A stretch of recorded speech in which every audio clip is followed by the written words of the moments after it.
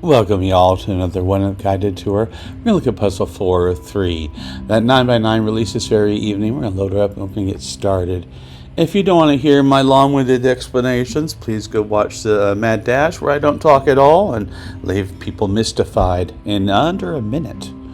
For the rest of y'all, let's go ahead and get started, and we'll talk quickly about topography and, of course, staggered segments come into play today because there's a 3 length and a 4 length, a 5 length, a 7 length.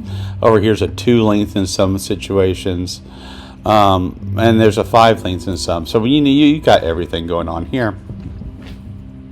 So we should look for baselines, and those are those sorts of segments that when you pigeonhole them in the correct way, considering the cross segments, and in the correct order, they will complete themselves. And we'll look at that with C1, and generally we'll just get started.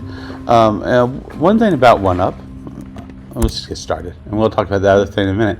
So after you place the 1, that here is obvious, the next segment you really need to consider is, the next square is on the shortest cross segment that remains. In this case, this, according to this, could be 2 or 3, but the cross segment knocks it down to just 3. And so now the next one we need to look at would be this 5 length here. And it has a 1, 3, 4, and 5, so it has to be a 2, right? And then the next one would be the 6 length. And it has 1, 2, 3, and 4, and 6, so it has to be the 5. And now we have 1 through 6, so when we come to the 7 length, we know it's 7. And we're left with 9 and 8 as a pair, and they resolve themselves, so that was nice. We have a whole line as a gimme, basically. Let's do the same thing with R1, the pigeonholing anyway, and we get the 1. Yeah, and the next segment we look at is this 4 length, and the 2 is all that's left, so that's easy enough. And 1 through 4 on this 5 length, that's easy enough. And we're left with 6, 7, 8, and 9, and those you can't do anything with right now, and you don't need to. And it's just, it's a quad just seen here for more or less. But this 2 looking down and this 3 should give you an indication or an idea that you have a pocket corner where you have short segments that interlock, and those tend to solve in one piece, right? And so 4 and 3, the 3 over here looks over, right? And 5 looks up, 5 looks up, so this is a 5, and 2 looks down, 2 and 1. We got the 4s looking over, so this is our 4. It's a 6, 7 pair, and we know where the 7 is. And so pocket corners resolve really fast when you hit into them. Useful thing. Let's look at this line. Up here is 6, 8, and 9 now, but you can't place the 9 still. But what if we looked at this column here? 9 is actually pretty restricted. It only has 1 square left here. And before we leave the column and do the last 9, which people be tempted to do, you also get to place the 8.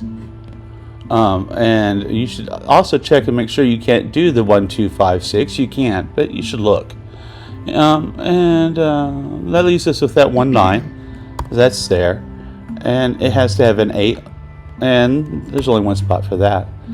What else do we get? There's only 1 spot for a 5 because we already have 1 up there. And we end up with this really great thing. A 1, 2 pair.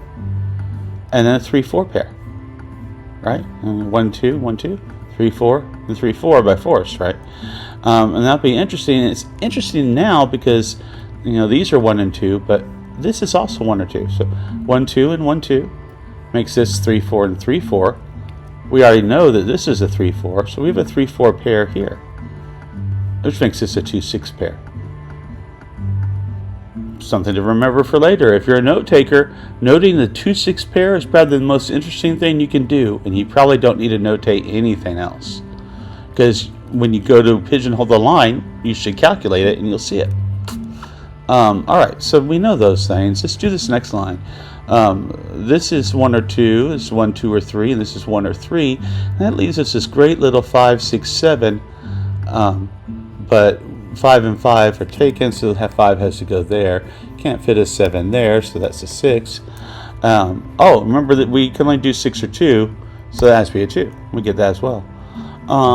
Next line up, after the 2, this is a 1, 3, 4. This is 1, 3, 4. 1, 3, 4 leaves us a 6, 7 pair, which we know. That's pretty good. This line here We know the 6, leaving us the 1-2 pair, which means we have a 1-2 chain for later. And up here, we're left with 1, 2, and 4. 1, 4, 2. Well, that gives us this beautiful 3, 1, 2. And we still have that 6, 8 pair we didn't come back and fix. This is 1 or 4, and we do know it is 1 and 4. This has to be a 3. Makes this 1 and 3 resolve. Left with 2 and 5, and that resolves and hits our 1-2 chain. And that's a 3. Because yeah. So we're left with a 1 and a 4 here. 1 and 4. 3, 4, 3. This is a 4, 1, and a 4. And that's one way to solve 1 up 403. You look at the segmentation. You figure out that you're going to look for baselines. You find the good baseline. You play the baseline. You look for other nice big chunks of gimmies. And the most interesting thing about this puzzle is that you switch from solving large digits to or from small digits to large digits without exhausting the small digits first. Usually you sort of do all of one and then all of the other, not this mix and back and forth thing. That was interesting. If you had questions, I hope this video helped. If you still have questions, leave a comment. I will help there. Like if you like, share, subscribe, spread the word. As far as I know, we're the only channel sharing revised paths instead of raw first runs. So hopefully the logic's a little cleaner and the explanations are a little sounder, and they'll help you in your own solves. Thanks for your time watching this. I appreciate that. We'll see you again tomorrow for an easy 6x6. Thanks. Bye.